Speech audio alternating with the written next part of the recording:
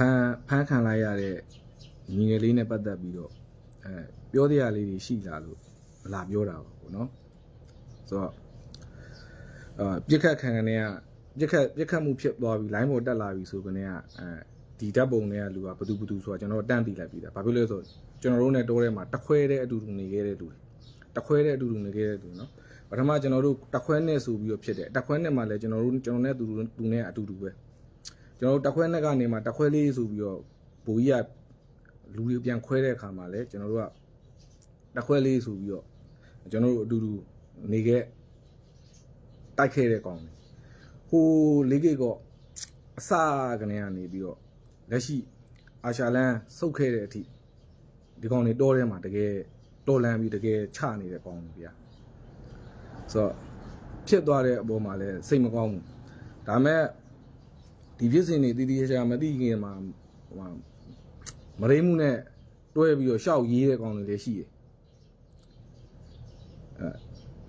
ဘာအကြောင်းအရာကိုတီးချာကနာနာမသိဘူးเนาะမရိမှုနဲ့ပါဆွဲလိုက်သေးတာဆယ်လီတော်တော်များများရဲ့ပြဿနာဆိုတော့ထားတော့အဲ့ပြဿနာတွေဘာမှမပြောချင်တော့ဘူးကွာပြောချင်တာကဒီငကားကြီးကတကယ်တော်လန်ခဲ့တဲ့ကောင်တကယ်အလုံးလုံးခဲ့တဲ့ကောင်တကယ်စကားစားကိုတကယ်ကျုံးခဲ့တဲ့ကောင်အာမချောင်မှုတော့တကယ်ကျုံးတာအာမချောင်မှုတကယ်ကျုံးခဲ့တဲ့ကောင်တွေပြောချင်တာတကယ်ကျုံးခဲ့တဲ့ကောင်တွေနော်ဒီမဲဆောက်ကိုရောက်တာလွန်ခဲ့တဲ့8လပိုင်း9လပိုင်းလောက်ကမှမဲဆောက်ကိုရောက်လာတယ်အိမ်အောင်ကြပြီးတော့မဲဆောက်ကိုရောက်လာတဲ့အထိနော်သူဘသူ့ကိုဘယ်ထောက်ဖို့ဘယ်ဆယ်လီဘသူစီမှာသူအလူခံခဲ့ဘူးလားရှိတယ်သူတောင်းခဲ့ဘူးလားရှိတယ်ဆိုတော့ဒီဘက်အချမ်းမှာနေတဲ့ထောက်ပါတော့ထောက်ဖို့ချိုနာမည်တက်မပြောတော့ဘူးเนาะဆရာတို့ဘာလို့အကုန်လုံးလိုက်လုပ်ပြီးတယ်ဗျာစားဝတ်နေရေးကိစ္စတွေပါလိုက်လုပ်ပြီးတယ်သူတို့အဆင်ပြေတယ်ဘော်ဒါတွေအတူတူနေကြတယ်အဆင်ပြေတယ်ဘော်ဒါအပေါင်းအသင်းတွေအကုန်လုံးစုပြီးနေကြတာအဆင်ပြေတယ်ဗျာဒါပေမဲ့ဖြစ်တဲ့ပြဿနာကဘာလဲဆိုတော့လူတွေကတောထဲကနေထွက်လာပြီးဆိုကိုယ့်ဘဝကိုကြောင်းကြတော့မှာကွာကြောင်းကြတော့မှာချိုးကောင်တွေကဘန်ကောက်တက်တယ်ချိုးကောင်တွေကချင်းမိုင်တက်တယ်ချိုးကောင်တွေကကုမ္ပဏီတွေမှာအလုပ်ရတယ်ချိုးကောင်တွေကဒီပြနေရာမှာလုပ်ရလို့အဖွဲ့တွေကကွဲသွားတဲ့အချိန်မှာအချင်းချင်းထိန်းချုပ်မှုဆိုတာမရှိတော့အချင်းချင်းတယောက်အခက်ခဲတယောက်ပြောရမယ့်လူဆိုတာမရှိတော့မရှိတဲ့အချိန်မှာအခုထွက်ပေါက်မာတာပဲပြောချင်တာကထွက်ပေါက်မာတယ်ဆိုတဲ့စကားထက်အခုကျွန်တော်နဲ့ဗျာကျွန်တော်နဲ့ဆိုလို့ရှိရင်တစ်လတစ်ချိန်လောက်ပုံမှန်စုံရတယ်ကျွန်တော်တို့တွေအချင်းချင်းအရင်လွန်ခဲ့တဲ့လကမှတတူးထိုးရင်စုံရသေးတယ်ကျွန်တော်တို့တွေသူပြန်လုံနေတယ်ဘာညာဆိုကျွန်တော်တို့ကလည်းအဆင်ပြေတယ်ပေါ့ဘာညာပေါ့အကောင့်တွေတစ်ခုခုဆိုရင်ငါစီဖုန်းဆက်တော့တစ်ခုဆိုငါ့ကိုလမ်းပြောတော့ခက်ခဲရှိရင်ငါ့ကိုလမ်းပြောဆိုတော့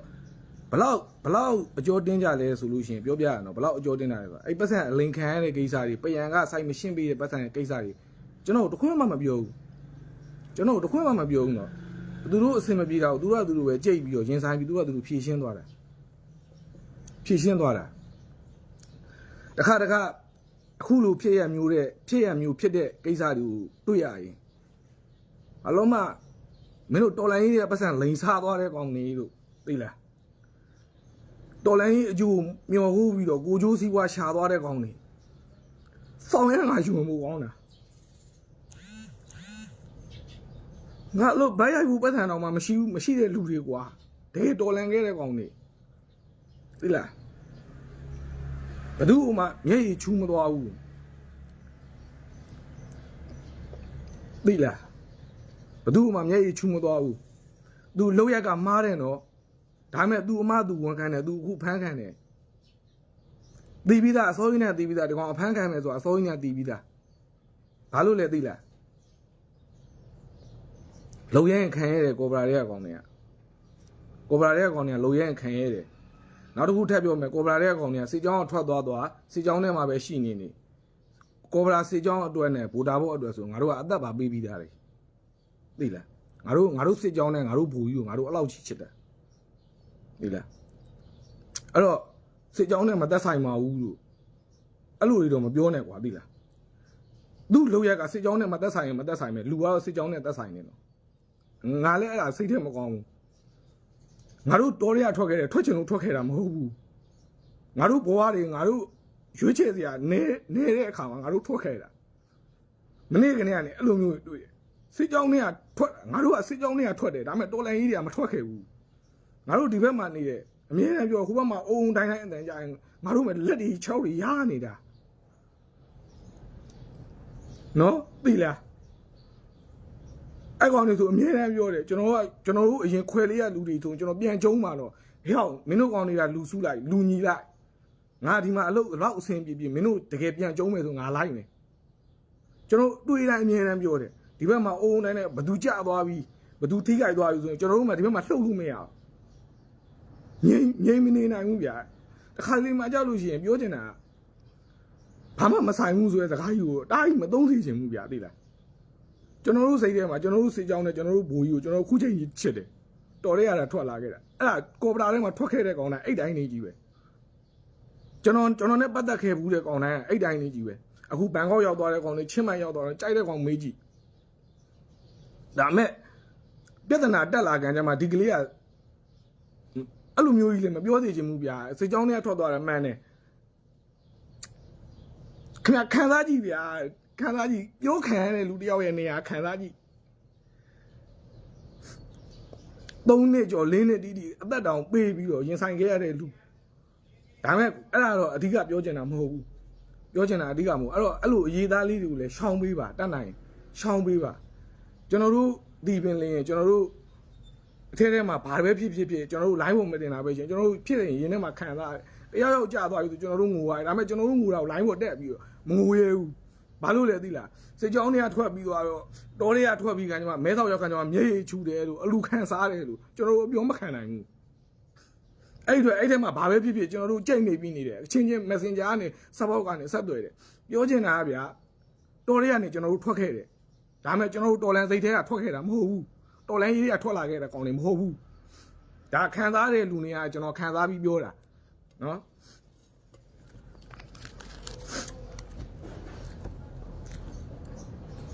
်ကြိုက်တဲ့ကောင်လိုက်ကြည့်ကြိုက်တဲ့ကောင်လိုက်ကြည့်မသေးလို့ရှင်နေခဲ့တဲ့ကောင်လေးကြီးပဲဒီဘက်ထဲကိုရောက်လာတယ်6ပြက်လို့ရောက်လာတယ်ဒဏ်ရာရလို့ရောက်လာငါဆိုလည်းဒီဘက်လက်မောင်မြောက်လို့မရဘူးဒီဘက်လက်မောင်မှာငါကြီးထိထားတာငါမြောက်လို့မရဘူးလက်မောင်ဒါမဲ့ငါလက်မောင်းမြောက်လို့မရတယ်နဲ့ပတ်သက်ပြီးဘယ်တော့မှငါမျက်ရည်မချူဘူးငါကောင်နေလဲအဲ့တိုင်းပဲငါညီတွေလဲအဲ့တိုင်းပဲငါနဲ့တွဲခဲ့ဘူးတဲ့ကောင်တွေလဲအဲ့တိုင်းကောင်လေးကြီးပဲဘယ်ကောင်မှမျက်ရည်မချူကိုပြင်းကိုဒုက္ခကိုခံမဲ့ကောင်လေးကြီးပဲအခုချိန်ကြီးငါဘယ်လဲမြောက်လို့မရဘူးဒါအမြောက်နိုင်ဆုံးပဲဒါမဲ့ငါအဲ့လက်ကိုငါလက်ကသုံးမရပါဘူးလို့ငါဘယ်တော့မှမျက်ရည်မချူဘူး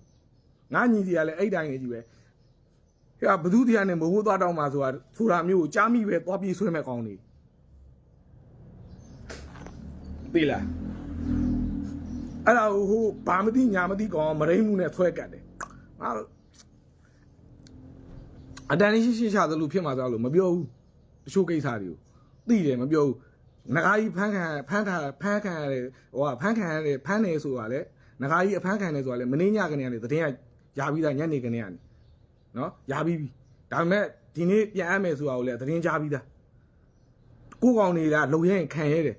ဒါမဲ့ချွန်းချက်ဖြစ်သွားတဲ့အခြေအနေမှာသူတို့ဒီကိစ္စကိုလှုပ်လိုက်တဲ့အခြေအနေပေါ်မှာသူတို့စိတ်မထိန်နိုင်မဲနဲ့လက်လွန်ချွေလွန်နေဖြစ်သွားတယ်ဒါဖြစ်တယ်ဒါမဲ့ခုနကကျွန်တော်ပြောသလိုပဲဒီအလုပ်တွေကိုသူတို့ဘာကြောင့်လုပ်ရတယ်လဲဆိုတော့ကျွန်တော်နည်းနည်းပြန်စဉ်းစားကြည့်နော်ပြန်ပြီးနည်းနည်းစဉ်းစားကြည့်တော်လန်ရေးတွေကနေအကြောင်းမျိုးကြောင့်ထွက်ခဲ့ရပြီးတော့ဒီဘက်ထဲရောက်ပြီးတော့စားဝတ်နေရေးအဆင်မပြေတဲ့သူတွေအများကြီးတချို့ဆိုလို့ရှိရင်မတိမတာရှောက်လုံနေရတယ်တချို့ဆိုရင်တိတတာလုံနေရတဲ့အလုပ်တွေပဲရှိလိမ့်မယ်အကုန်လုံးကဘယ်သူမှစားဝတ်နေပြေးလဲနေရမို့ပို့ဆိုတာဟိုဘက်ကနေဒီဘက်ကိုခုရက်ပိုင်းလေးလာပိုင်းလေးလောက်ပဲရောက်လာတဲ့လူတွေကဒီဘက်ရဲ့ဒုက္ခကိုမခံနိုင်ရဘူးမခံနိုင်ဘူးမဲဆောက်ဆိုတဲ့နေရာကခုမှစရောက်ခါသားလူတွေတော့ပတ်စံမရှိရင်ဘာမှလုပ်လို့မရဘူးအဆက်အသွယ်မရှိရင်ဘာမှလုပ်လို့မရဘူးအဲ့တော့ကျွန်တော်ပြောချင်တာကဒီလိုကျွန်တော်တို့ခုလူငယ်တွေလမ်းမသွားပြီကျွန်တော်တို့လူငယ်တွေလမ်းမသွားပြီနောက်ထပ်လူငယ်တွေလမ်းမမအောင်ကျွန်တော်တို့ဘယ်လိုဆက်လုပ်မလဲအဲ့ဒါကျွန်တော်တို့မဲဆောက်မှာရှိနေတဲ့လူတွေအကုန်လုံးတော့တာဝန်ရှိရနော်ဒီကလေးတွေတောထဲမှာတိုင်းပြည်အတွက်ပေးဆက်ပြီးတော့ဒီဘက်ကိုမသိမရှင်းမဲ့ရောက်တချို့ရောက်လာတဲ့လူတွေအဲ့လိုလူတွေရဲ့စားဝတ်နေရေးကိစ္စတွေကိုကျွန်တော်တို့အနေချင်းတော့ကျွန်တော်တို့ဝိုင်းဝန်းကူညီဖြည့်ရှင်းပေးဖို့ရတော့ကျွန်တော်တို့နည်းနည်းတော့လိုအပ်လာပြီလို့ထင်တယ်မဟုတ်ဘူးဆိုရင်ကျွန်တော်တို့ဒီတောတွေကထွက်ခဲ့တဲ့လူတွေကလမ်းမတွေရောက်နေဦးမှာပဲသိလားနောက်ထပ်ဒီလိုတွေထက်လာအောင်ပါပဲအဲ့လိုတွေနောက်လူတွေဒီလိုတွေထက်မဲ့ဖြစ်ဖို့ရအတွက်ကျွန်တော်တို့ အကုန်အချင်းချင်းဘလို့ဝိုင်းဝန်းစီးလုံးပြီးတော့ဒီလိုဖြစ်နေတဲ့လူတွေကိုကျွန်တော်တို့ဘလို့လမ်းကြောင်းထိမ့်ပေးမလဲဆိုတဲ့အဖြစ်ကိုကျွန်တော်တို့စဉ်းစားရမှာအခုချိန်မှာအပြစ်တွေမပြောနဲ့တော့ဘာလို့မှဟိုကလိုင်းပေါ်တင်လို့ဒီကလိုင်းပေါ်တင်တာတွေလို့ဟိုကိစ္စဒီကိစ္စပြောမနေနဲ့တော့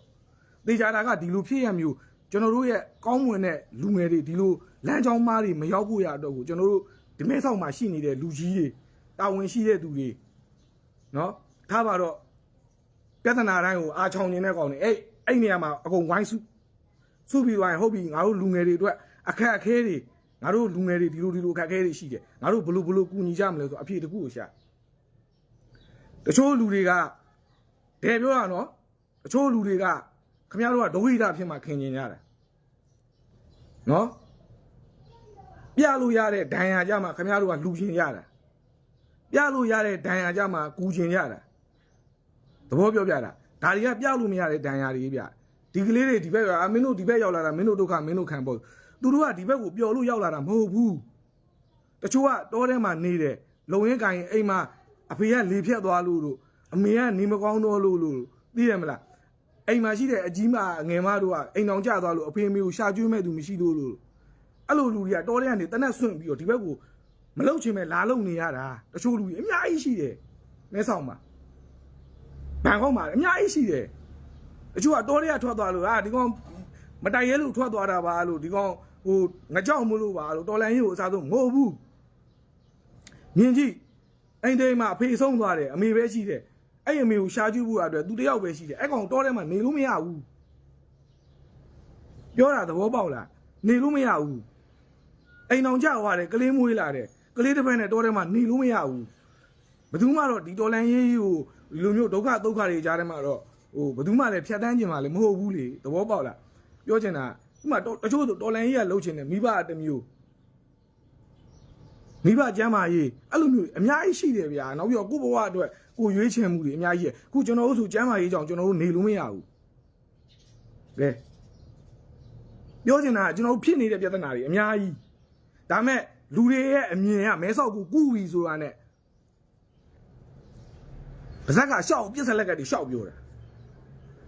ခင်ဗျားတို့ခံစားဘူးလားခင်ဗျားတို့တောထဲမှာမနဲ့မိုးလင်းကနေမိုးချုပ်လေတော့ရာတော့ကိုင်းတော့ကြီးပဲမြင်နေရတဲ့တဲမှာ3နှစ်ခွဲ4နှစ်လောက်ကျင်လည်ခဲ့တဲ့လူတွေကမြို့ကြီးပြကြီးကိုရောက်လာတဲ့အချိန်တစ်လ2လအတွင်းမှာအဲ့ချိန်စားချိန်တော့မှမှတ်အောင်မနေနေရတာဗျသိလားမကျင်လည်ခဲ့တော့ဘူးကျင်လည်ခဲ့တဲ့ပတ်ဝန်းကျင်ကြီးကဇောက်ထိုးကြီးဖြစ်သွားတာကျွန်တော်ဆိုလဲအဲ့ဒီတိုင်းပဲတော်ရရထွက်ခဲ့ပြီးကျွန်တော်လွန်ခဲ့တဲ့5လောက်ဆိုခြုံပဲ့ဘာလို့ဘာကန်ရမှန်းမသိဘသူ့ကိုအကူကြီးတောင်းရမှန်းမသိဘယ်လမ်းကျွန်တော်တို့လူမျိုးတွေတောင်မှအဲ့လိုမျိုးတွေကြုံခဲ့ရဒါတော့ကျွန်တော်တို့မှနေဖို့စားဖို့ကျွန်တော်အမတို့ကျွန်တော်တို့မွေးသားအမေတို့ကျွန်တော်တို့အမတော်တွေအကူတွေကကျွန်တော်တို့ဘောစီတွေကကျွန်တော်တို့ကူညီပေးနေတာဒါတော့ကျွန်တော်တို့မှာအခက်အခဲတွေအများကြီးကြောတော့နောက်ခံမရှိတဲ့လူတွေဘလောက်များအခက်အခဲများလိုက်မလဲနည်းနည်းလေးတွေးကြည့်ကြဗျာသိလားမဲဆောက်ကူပြီဆိုတာနဲ့ခမများတို့ကဘာဖြစ်တယ်ညာဖြစ်တယ်အဲ့လိုမျိုးကြီးတွေမပြောသေးချင်ဘူးဗျာသိလားခံရတဲ့ကောင်တွေကအဲ့လိုခံရတာများလာတော့အကူညီတောင်းအောင်မကိုကြောက်လာတယ်အကူညီတောင်းအောင်မကိုကြောက်လာတယ်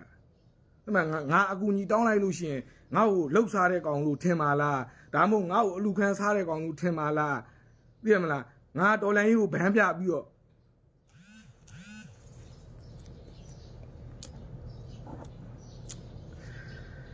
အဲ့ဒါကျွန်တော်တို့ကိုယ်တိုင်ဖြစ်ခဲ့တဲ့စိတ်အနေထားတွေကျွန်တော်တို့ညီရင်းနဲ့ကျွန်တော်တွေ့တယ်ဒီကောင်လေးနဲ့လည်းကျွန်တော်တွေ့တဲ့အချိန်တိုင်းဒီကောင်လေးအမြဲတမ်းပြောတယ်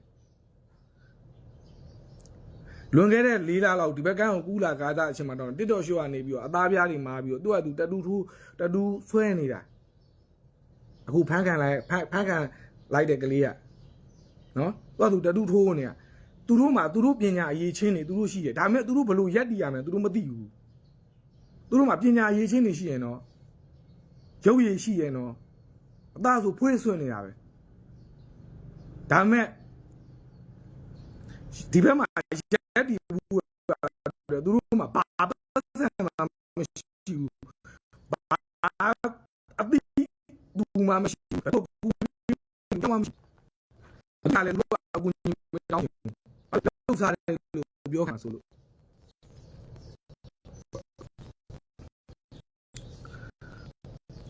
တော့ပြောတာ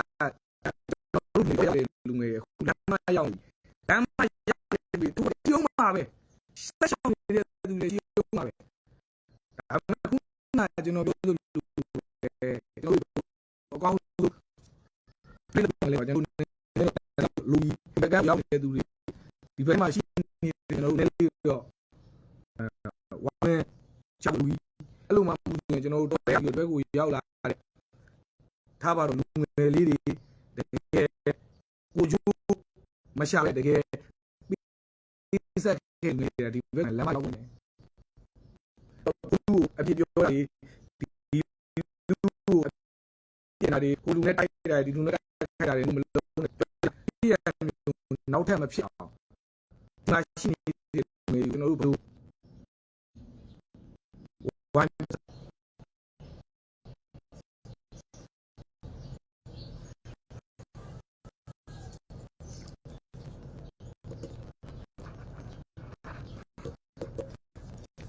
အဲ့ဒါလေးနည်းနည်းလေးတော့ဟိုဝိုင်းပြီးအဲ့လေးကိုပါဒီလူငယ်ဒီလူလေးတွေတော့ဘူစားဖို့တော့ဒီဝိုင်းပြီးပန်းဖို့ကြီးကြပါဒီကြလာကတော့စားတော်တယ်မှာဟိုအခုပေးပြီးတော်လိုက်စားဝင်နေတာပြည်လဲနေလို့ရှိရင်လာတိုင်းသူ့ကနေလောက်ကန်လေးလေးရှိလေးလေးအဆင်ပြေနေမယ်ဆိုရင်ဘယ်မှာဒီလာလက်နဲ့ကန်ကြီးရဲ့စူးကျူလက်နဲ့ကန်ခဲ့တဲ့လူတွေအပြီးဆုံးနော်အရူရတဲ့နေ့အရူဖြတ်တန်းရတဲ့ဟာတွေလက်နဲ့ချင်းအပြီးဆုံးပဲလက်နဲ့ကန်ဘူးပဲလက်ကန်နဲ့လက်နဲ့ကန်နေရောက်ဘူးလည်းမတူတော့မတူလက်နဲ့ကန်နေလို့ဖြစ်ခင်အချိန်နဲ့ဖြစ်ပြီးကျွန်တော်တို့ရောက်ဘူးလားဖြစ်နေတဲ့အချိန်မှာမင်းတို့မရောက်ဘူးဖြစ်နေတဲ့အချိန်မှာတဲ့အဲ့တော့ဒီမှာလူဆိုင်ရှိတယ်ဘလို့ကိုမာရီအားလုံးဒီလို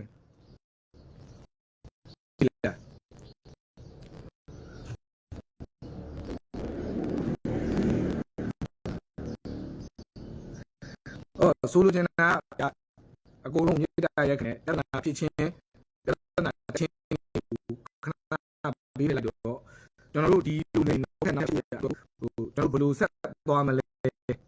ကျွန်တော်တို့ဆက်ပြီးတော့အချင်းချင်းဝိုင်းဆောက်ချမလဲဆိုတော့စဉ်းစားပြီးကြဒါကတော်လိုင်းမှာတက်တော်လိုင်းထဲမှာတက်ဆယ်တော်လိုင်းတိုင်းနေဒီနမရတောင်းပွဲစီတော့တောင်းဖွဲ့စည်းတဲ့ထောင်းနေပြီးတော့အကနေပြီးတော့နားလေတိုင်းရဲ့အခြေဆက်ရှိတဲ့ဒီဆိုင်နဲ့ဘာရဘူးဟိုတို့ပြီးကြပါဗျာလူဖြစ်ခံကြမှာအပြည့်တင်အခုရတဲ့စားလို့ရှိရင်ဖြစ်ခင်မှာကျွန်တော်တို့အချင်းဝိုင်းဝင်ပြီးဆောက်ရှောက်ပြီးကြပါလို့ကျွန်တော်တို့မြေတိုင်းခံနေဗျာလူထိုင်ပေါင်းပြအားလုံးရတာဘာလာတောင်းဒါရဲ့နောက်ဒီ